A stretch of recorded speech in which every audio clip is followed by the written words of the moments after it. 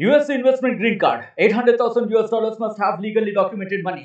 Exit period after 3 years. Shuda LP 6302946180. Kakinada జిల్లాలో last 15 రోజుల నుంచి మీరు అందరూ అబ్జర్వ్ చేస్తుంటారు. మన honourable minister for civil supplies Nadendla Manohar గారు along with MD civil supplies corporation Veerapandian sir IAS and JC గారు, తర్వాత entire district administration including TSO and TM అందరి ఆధ్వర్యంలో టీమ్స్ వేసుకొని పోలీస్ వారి సహకారంతో 15 రోజుల నుంచి ఒక యుద్ధ ప్రాతిపదికన గోడౌన్స్ మీద మనకి వచ్చిన ఇన్ఫర్మేషన్ బట్టి అండ్ కొన్ని ర్యాండమ్గా కూడా మనం ఇన్స్పెక్షన్స్ చేయటం, దాంట్లో పీడిఎస్ రైస్ అంటే పౌర సరఫరా వ్యవస్థ నుంచి ఏదైనా రైస్ బయటికి వెళ్ళి వాటిని మళ్ళా పాలిష్ చేయటమో లేకపోతే వాటిని బ్రోకెన్ రైస్గా మార్చుకొని మళ్ళీ బ్యాగ్స్లో ఏదైనా గోడౌన్స్లో స్టాక్ ఉందో లేదో చూసుకోవటం.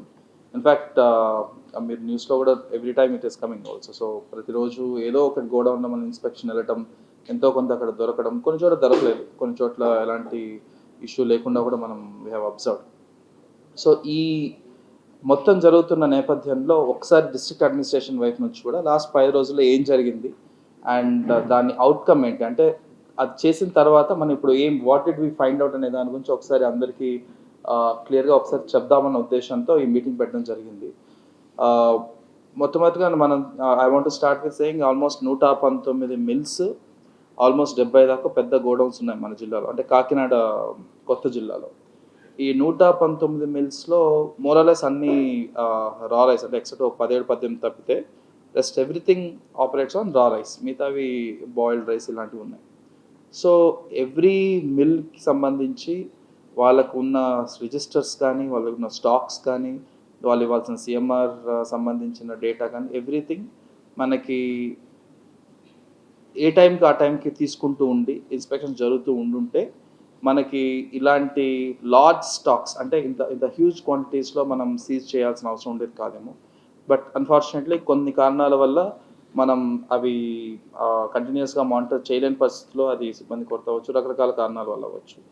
సో చేయలేని పరిస్థితిలో కొన్ని ఎస్పెషల్లీ కొన్ని మిల్స్లో అని కొన్ని గోడౌన్స్లో హ్యూజ్ స్టాక్స్, అంటే దాదాపు 1000 టన్నులు 15,000 టన్నులు అలాగా దొరికిన సందర్భాలు కూడా ఉన్నాయి.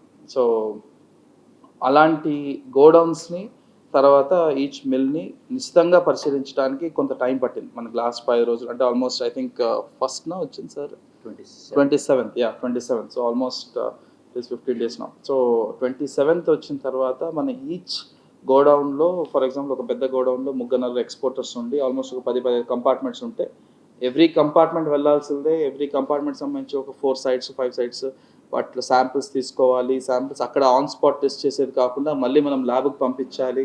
బికాస్ ఇవన్నీ మనం కోర్ట్ ఆఫ్ లా, అంటే రేపు కోర్టుకి వెళ్ళినా కూడా నిలబడాలి అంటే I have to follow the process. So rate చేసిన ప్రతి గోడౌన్లో అలా సైంటిఫిక్గా, అంటే యాజ్ పర్ గైడ్ లైన్స్ మనం స్టాక్ శాంపిల్స్ తీసుకోవటం, వాటిని ల్యాబ్కి పంపించి దాన్ని మనం ల్యాబ్ రిపోర్ట్ తెప్పించుకొని నిన్న మొదటిసారిగా వాళ్ళకి 6A నోటీసెస్ ఇచ్చి మనం నిన్న హియరింగ్ పిలిపించడం జరిగింది. ఆల్మోస్ట్ నిన్న ఐ థింక్ 9 చేసాం అనుకుంటా. 9 కేసెస్ నిన్న పిలిచాం, ఇంకొక 3 ఉన్నాయి. నేను నెక్స్ట్ వీక్ ప్లాన్ చేసుకున్నాను అనమాట.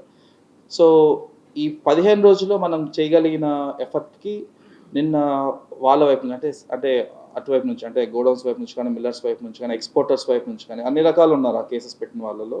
మనకు అర్థమైంది ఏంటంటే ఈ ఎంటైర్ ఆపరేషన్ మనం ఇప్పటితో ఆపం. So it is a very long chain. ఈరోజు గోడౌన్లో దొరికినంత మాత్రాన ఓన్లీ గోడౌన్ అతనిది తప్పని తెలియట్లేదు. గోడౌన్కి అతనికి సప్లై చేసిన వాళ్ళు ఉన్నారు, అతనికి సప్లై చేసిన ఒరిజినల్ ఇంటర్మీడియట్స్ అంటే మీడియేటర్స్ మధ్యలో ఉన్నారు. సో ఈ మొత్తం ఛానల్ని కనుక్కునే పనిలో ఉన్నాం. దీనికి ఒక క్రిమినల్ ఇన్వెస్టిగేషన్ స్టార్ట్ చేసి మనం we're filing cases also. Already ఒక 2 cases ఫైల్ చేసాము. We'll continue filing such cases on every stakeholder who is involved ఈ పీడిఎస్ రైస్ ట్రాన్స్పోర్టేషన్లో, ఇల్లీగల్ ట్రాన్స్పోర్టేషన్లో. ఈ ప్రాసెస్ సంబంధించి కంప్లీట్గా గవర్నమెంట్ వారికి అప్పటికప్పుడు అప్డేట్ చేస్తూ నిన్న ఆఫ్టర్ 6A హియరింగ్స్ మనకు తెలిసింది ఏంటంటే ఈ ఎవ్రీ గోడౌన్ ఎక్కడైతే మనకి పీడిఎస్ రైస్ దొరికిందో అక్కడ ఆ పీడిఎస్ రైస్ సంబంధించి ల్యాబ్ రిపోర్ట్స్ వాళ్ళకి అందజేస్తూ వాళ్ళకి సంబంధించిన జస్టిఫికేషన్, అంటే వాళ్ళకి సంబంధించిన ఎక్స్ప్లెనేషన్ కూడా మనం రిటర్న్ తీసుకోవడం జరిగింది. దానికి మళ్ళీ తదుపరి వాయిదాల్లో ఆ కేసును ఎలా తీసుకెళ్ళాలనేది మనం ప్లాన్ చేస్తున్నాం. ప్యారలల్గా ఎక్కడెక్కడైతే మనకి ప్రైమా ఫేస్ ఏదన్నా ఇల్లీగల్ బ్యాగ్స్ దొరికాయి, లేకపోతే ఇల్లీగల్ వెహికల్స్ అక్కడ క్రిమినల్ కేసు స్టార్ట్ చేయడం జరిగింది. ఈ సందర్భంగా ప్రెస్ మీట్ సందర్భంగా నేను ముఖ్యంగా చెప్పదలుచుకుంది అంటే ఇది ఈ 15 రోజులతో ఆగేది కాదు. So please treat this as a government stand from our side also, that every day A information వచ్చినా ర్యాండమ్గా అయినా సరే ఎవ్రీ డే ఇంక నుంచి ఈ ఇన్స్పెక్షన్ జరగడం జరుగుతుంది. అండ్ ఆ డిపార్ట్మెంట్ స్ట్రెంథన్ చేయడానికి మన దగ్గర ఉన్న అదర్ డిపార్ట్మెంట్ ఎంప్లాయీస్ని, డిపార్ట్మెంట్లోనే రకరకాల అదర్ పనిలో ఉన్న ఎంప్లాయీస్ని కూడా దీనికి వాడుతూ ఈ మిల్స్ మీద, తర్వాత గోడౌన్స్ మీద ఇంకొంచెం శ్రద్ధ పెడుతూ ఈ క్వాంటిటీస్ని ఎప్పటికప్పుడు మనం మానిటర్ చేసుకుంటూ ఇన్స్పెక్షన్స్ చేయడం జరుగుతుంది. That's a commitment from the district administration side. దీంతో పాటు పోర్ట్ దగ్గరకు వచ్చేసరికి ఆల్రెడీ లాస్ట్ వీక్ మొత్తం ఆల్ డిపార్ట్మెంట్ ఇంక్లూడింగ్ కస్టమ్స్, తర్వాత పోర్ట్ ఆఫీసర్, తర్వాత అందరితో కలిపి ఒక బ్రెయిన్ స్టార్మింగ్ సెషన్, అంటే ఎలా చెక్ పోస్ట్ అక్కడ పెట్టి ఎలా ఆపచ్చు, ఏ రూట్లో నుంచి వస్తుంది, ఎలాంటి మెటీరియల్ వస్తుంది, ఎవరికి ఏ అధికారం ఉంది దాన్ని ఆపడానికి, ఎలా టెస్ట్ చేస్తాము, టెస్ట్ చేసిన వెంటనే అంటే పోర్ట్ పనులు ఆగకూడదు, అంతే కదండి. పోర్ట్ నడవాలి, పోర్ట్ సంబంధించి బిజినెస్ రెగ్యులర్గా జరిగేది, లీగల్గా జరిగే బిజినెస్ జరగాలి, అలా అని చెప్పి ఇల్లీగల్గా వచ్చే రైట్స్ని కూడా మనం ఆపగలగాలి. సో ఈ రెండు బ్యాలెన్స్ చేసుకుంటే ఎలా చేయాలనే ఉద్దేశంతో ఒక రౌండ్ ఆఫ్ డిస్కషన్స్ అయినాయి.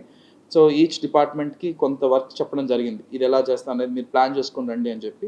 Mostly next week Wednesday or Tuesday will again meet and then come up with a solution. ఎలా పోర్ట్ దగ్గర, పోర్ట్ ప్రెమిసెస్లో ఎలా ఆపచ్చు. అఫ్ కోర్స్ ఫస్ట్ స్టెప్ ఏంటి, మిల్లర్స్ దగ్గర, లేకపోతే మిల్లర్స్కి తీసుకొచ్చే మధ్యలో ఏదైనా మీడియేటర్స్ ఉంటే వాళ్ళ దగ్గర ఎలా బ్లాక్ చేయాలనేది ఒక స్టెప్ అయితే, మిల్లర్స్ నుంచి పోర్ట్కి రావటం కానీ, మిల్లర్స్ నుంచి గోడౌన్స్కి రావటం కానీ ఆ స్టెప్లో ఎలా ఆపాలి, దెన్ పోర్ట్లో ఉన్న గోడౌన్స్ దగ్గర ఎలా కంట్రోల్ చేయాలి, గోడౌన్స్ నుంచి ఫైనల్గా బార్స్ దగ్గరకు వచ్చినప్పుడు ఎలా కంట్రోల్, ఈ 4-5 లెవెల్స్లో ఎలా ప్లాన్ చేయాలి, ఎవరెవరు ఉండాలి, ఎవరెవరు రెస్పాన్సిబిలిటీ ఉండాలి, తెలిసి ఏమైనా తప్పు జరిగితే ఎలాంటి పెనాల్టీ పెట్టాలి, ఇలాంటి వాటి గురించి కొంత కార్యాచరణ చేయడం జరుగుతూ ఉంది. ఇది చేయడానికి కొంత సమయం పట్టొచ్చు, బట్ అంతవరకు ఆగకుండా ఈ ఇన్స్పెక్షన్స్, ఈ రైడ్స్ కంటిన్యూస్గా జరుగుతూనే ఉంటాయి. అది this is the first thing that I wanted to tell everyone.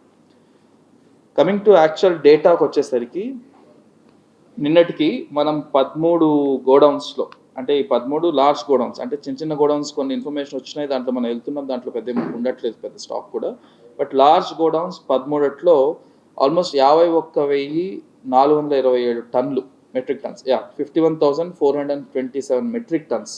So అప్రాక్సిమేట్గా నాకు తెలిసి ఒక్కొక్క టన్ 40 కేజీ 40 రూపీస్ వేసుకోవచ్చు, 40-43 రూపీస్ వేసుకోవచ్చు. సో అప్రాక్సిమేట్గా ఐమ్ టాకింగ్ అబౌట్ 220-230 crores, 200-215 కోట్లు వర్త్ ఆఫ్ మెటీరియల్ మనం సీజ్ చేయడం జరిగింది. సో సీజ్ అనేసరికి ఎలా వస్తుందంటే, ఇప్పుడు ఫర్ ఎగ్జాంపుల్ ఇది ఒక గోడౌన్ అనుకుంటే దీంట్లో 4-5 స్టాక్లు ఉండొచ్చు, ఒక స్టాక్లో నాకు పీడిఎస్ దొరికి ఉండొచ్చు, బట్ కంప్లీట్గా ల్యాబ్కి పంపించి నాకు అనాలిసిస్ అవడానికి టైం పడుతుంది. కాబట్టి ఈచ్ శాంపుల్ గోడౌన్స్ మొత్తం మనం సీజ్ చేయడం జరుగుతుంది. అలా మనం 51,000 మనం సీజ్ చేసాం. ఇందులో కన్ఫర్మ్డ్గా మనకి ల్యాబ్ నుంచి రిపోర్ట్ తెచ్చుకొని, నిన్న హియరింగ్ ముందు నేను ల్యాబ్ నుంచి రిపోర్ట్ ఉండాలి కాబట్టి, ఎందుకంటే I have to tell the other party also, other party కూడా చెప్పాలి నాకు ఇది ల్యాబ్ నుంచి వచ్చింది, దీన్ని వాళ్ళు దాని బేసిస్ మీద వాళ్ళు నాకు ఎక్స్ప్లెనేషన్ ఫైల్ చేయాలి కాబట్టి. అలా ల్యాబ్ నుంచి టెస్ట్లు చేసి తెప్పించిన వాటిలో మనకి 12,184 మెట్రిక్ టన్స్ ఆల్రెడీ మనకి కన్ఫర్మ్డ్గా దీంట్లో పీడిఎస్ రైస్ ఉందని తెలిసింది. సో మనం ఇచ్చే పవర్ సరఫరాలో మనం ఇచ్చే రేషన్ బియ్యంలో కెర్నల్స్ అని యాడ్ చేస్తాం, ఫోర్టిఫైడ్ కెర్నల్స్, ఎఫ్ఆర్కే అంటాం, ఫోర్టిఫైడ్ రైస్ కెర్నల్స్. సో ఇది ఐరన్, ఫోలిక్ యాసిడ్, అంటే ఇట్స్ కెమికల్ కాంపౌండ్, అంటే రెగ్యులర్ రైస్తో పోలిస్తే it's different chemical compound. So ఒక సాల్వెంట్ ఒకటి యాడ్ చేసి, అంటే ఒక కెమికల్ కాంపౌండ్ ఒకటి యాడ్ చేస్తే రైస్ ఒకలాగా దానికి రియాక్ట్ అవుతుంది, ఈ కెమికల్ కాంపౌండ్ ఇంకొకలాగా రియాక్ట్ అవుతుంది. సో మనం చూసినప్పుడు రైస్ అంతా ఒక పింక్ కలర్లో వస్తే, ఇది మాత్రం ఒక వెరీ డార్క్ రెడ్లో కలర్లో తెలిసిపోతుంది. అదే ఆన్ ద స్పాట్ మనం గోడౌన్కి వెళ్ళి ఎంత స్టాక్ ఉంది, ఎన్ని బ్యాగ్స్లో ఉందని నిర్ధారించలేకపోవచ్చు, ఎందుకంటే అన్నీ తీయడానికి ఇమీడియట్గా టైం పడుతుంది కాబట్టి. కానీ ఒక పెద్ద స్టాక్లోకి వెళ్ళి ఒక పిడికడ బియ్యం తీసుకొని దీన్ని వెరిఫై చేసుకుంటే మనకు అర్థమైపోతుంది దీంట్లో ఎక్కడో ఉంది, బట్ ఈ స్టాక్లో అయితే కొంత కెర్నల్స్ ఉన్నాయని చెప్పి. కెర్నల్స్ ఉన్నాయి అంటే నా opinion at least from what I understand, ఒక 90% ఈజ్ పీడిఎస్ రైస్. ఒక 10% ఆప్షన్ ఏంటి, నిన్న హియరింగ్లో కూడా రకరకాల పార్టీస్ చెప్పిందంటే, బయట నుంచి కూడా నేను కెర్నల్స్ కొనుక్కోవచ్చు, బయట మార్కెట్లో కూడా కెర్నల్స్ ఉన్నాయి. బట్ మార్కెట్లో కెర్నల్స్ కొన్నప్పుడు as per government of India guidelines, FSSAI అంటే food safety security authority of India, food safety and standards authority of India, so వాళ్ళ గైడ్లైన్స్ ప్రకారం కెర్నల్స్ కొనాలి అంటే దానికి ABCD అని ఒక 4-5 గైడ్లైన్స్ ఉన్నాయి. దానికి ఒక రిజిస్ట్రేషన్ ఉండాలి, దానికి సర్టిఫికేషన్ ఉండాలి, అది కొన్నట్లు ఒక QR కోడ్ ఒకటి జనరేట్ అవ్వాలి, because it's a very sensitive subject, అంతే కదా, మనం తినే అన్నంలో కలిపే దాని గురించి. కాబట్టి there is a very stringent guideline kernels కొనడానికి, కెర్నల్స్ కలపడానికి. సో ఇవన్నీ ఆలోచించుకొని కెర్నల్స్ ఉన్నా, అన్లెస్ ఈ 4-5 డాక్యుమెంటేషన్ చూపించకపోతే it is an illegal addition of kernels and it is constructed as PDS rice. So ఇది నిన్న ఆల్ పార్టీస్ చెప్పడం కూడా జరిగింది. సో ఈ ప్రాసెస్ కంటిన్యూస్గా జరిగేది, ఇది ఒక్క రోజుతో ఆగేదో ఒక్క రోజుతో డెసిషన్ వచ్చేదో కాదు. సో డిస్ట్రిక్ట్ అడ్మినిస్ట్రేషన్ వైపు నుంచి ఈ ప్రెషర్ ఎప్పుడూ ఉంటుంది, ఇంతే సైంటిఫిక్గా చేస్తాం. కొంత ఒక రోజు 2 రోజులు లేట్ అవ్వచ్చు రిజల్ట్స్ రావడానికి, కంప్లీట్గా మనకి డేటా రావడానికి. వచ్చిన ప్రతిసారి ఎప్పటికప్పుడు మీకు ఇంటిమేట్ చేస్తాం. So Kakinada is centre for all such things. So మన జిల్లాలోనే దీనికి ఫోకస్ ఉంటుంది కాబట్టి, so from district administration we commit to this cause and I respectfully thank government and honourable minister గారు ఫర్ ప్రొవైడింగ్ సచ్ సపోర్ట్. ఇది అందరికీ తెలిసి జరుగుతుందని కానీ, బట్ అన్లెస్ అటువైపు నుంచి అంత సపోర్ట్ లేకుంటే district administration also would not be able to take such bold steps. So we will continue to take the bold steps and ఎప్పటికప్పుడు మీకు ఇన్ఫర్మేషన్ ఇవ్వడం జరుగుతుంది. అండ్ ఈ 51,000లో ఇంకొక 11,000 చిల్లర ఇంకా మనం టెస్టింగ్ జరుగుతుంది. సో అనాలిసిస్ పంపించాము, ల్యాబ్లో అనాలిసిస్ చేసిన తర్వాత దాంట్లో ఇంకా ఫైనల్గా ఎంత బయటకు వస్తుంది పీడిఎస్ రైస్ అనేది తెలిసిన తర్వాత నేను అప్డేటెడ్ ఫిగర్స్ కూడా మీకు ఇస్తాను. మరిన్ని వీడియోస్ కోసం ఛానల్ ని సబ్స్క్రైబ్ చేయండి, లేటెస్ట్ అప్డేట్స్ కోసం వాట్సాప్ ఛానల్ ని ఫాలో చేయండి అండ్ లింక్ డిస్క్రిప్షన్ లో ఉంది.